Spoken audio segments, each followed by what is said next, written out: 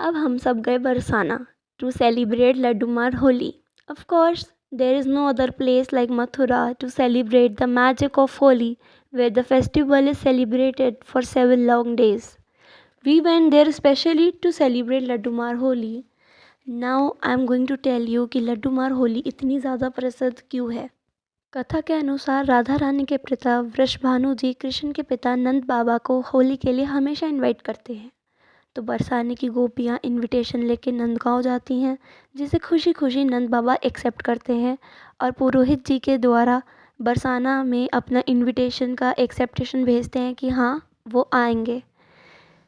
बरसाने में पुरोहित जी को खूब खातिरदारी होती है और पुरोहित जी का मुंह मीठा कराया जाता है लड्डू के द्वारा. इसी दौरान गोपियाँ उन्हें पुरोहित जी को गुलाल लगा देती हैं. पुरोहित जी के पास तो गुलाल था ही नहीं, तो उन्होंने जवाब में गोपियों पर लड्डू बरसाने लगे. बस तभी से ये लड्डूमार होली प्रसिद्ध हो गई और आज भी ये परंपरा निभाई जाती है.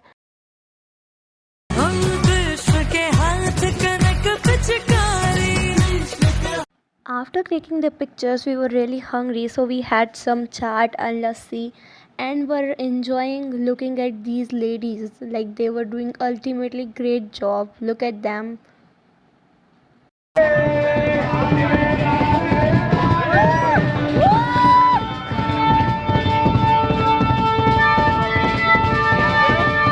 बरसाने की होली खेलने के बाद शाम हो गई थी और हम पे बचा था टाइम रात का. तो हमने डिसाइड करा कि हम जाएंगे बरेली वाली धर्मशाला में. It is a very famous Dharamshala as यहाँ पर कई सारे कलाकार आते हैं कीर्तन करने के लिए. As you can also see the vibe here. यहाँ पे इतना ज़्यादा क्राउडेड है और इतना डेकोरेटेड भी है. आगे जब आप और वीडियो देखोगे जो मैंने डाले हैं तो उसमें आपको पता चलेगा कि यहाँ की वाइब कैसी थी.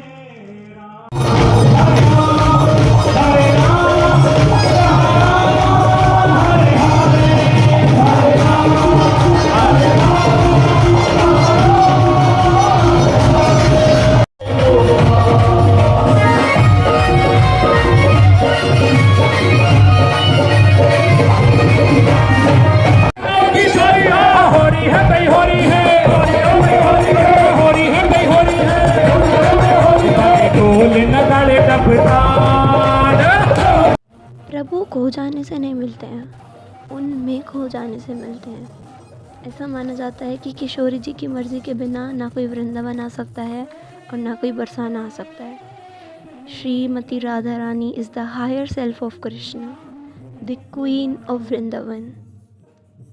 इसीलिए राधा नाम में इतनी मस्ती है कि राधा नाम सुनते ही मैं उस समय झूम उठी और मुझे कुछ नज़र नहीं आ रहा था सिवाय राधा राधा राधा के.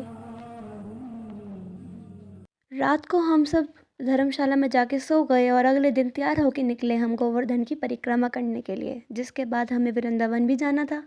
गोवर्धन पर्वत की भी एक बहुत इंटरेस्टिंग सी कहानी है. जब श्री कृष्ण छोटे थे तो उन्होंने गोकुल वासियों से बचपने में पूछ लिया कि आप इंद्र भगवान की इतनी पूजा क्यों करते हो. तो लोगों ने बताया क्योंकि ये लॉर्ड ऑफ रेन है, हम इनकी पूजा करेंगे तो ये वर्षा करेंगे तो फसल उगेगी. तो कृष्ण जी ने कहा अरे बारिश होना तो प्राकृतिक है, इसके लिए आपको किसी की पूजा करने की थोड़ी ना ज़रूरत है. इनफैक्ट आपको पूजा तो गोवर्धन पर्वत की करनी चाहिए क्योंकि यहाँ की मिट्टी है और आपको गाय भैंसों की पूजा करनी चाहिए. लोगों ने ऐसा ही करा, उन्होंने इंद्र भगवान की पूजा करनी बंद कर दी. ये देख के इंद्र भगवान बहुत क्रोधित हो गए और उन्होंने बदला लेने का सोचा. इंद्र भगवान ने इतनी ज़्यादा मूसलाधार बारिश करी कि पूरा ब्रज बारिश की बाढ़ में डूबने ही वाला था. लेकिन सारे गोकुलवासी फिर कृष्ण जी के पास गए कि अब हम क्या करें. कृष्ण जी ने गाय भैंस लोगों सबको अपने पीछे आने कहा.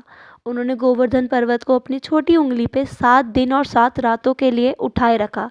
एक बड़ी सी छतरी बन गई जिसके नीचे सब छुप गए और सब बच गए. ये देख के श्री इंद्र भगवान को अपनी गलती का एहसास हुआ और उन्होंने कृष्ण जी से माफ़ी भी मांगी. ये बहुत इंटरेस्टिंग कहानी थी. इसीलिए वृंदावन आओ अगर आप तो परिक्रमा करना मस्ट है. 5 से 6 घंटे लगते हैं परिक्रमा करने में बस. इस वजह से दिवाली के अगले दिन गोवर्धन पूजा भी होती है.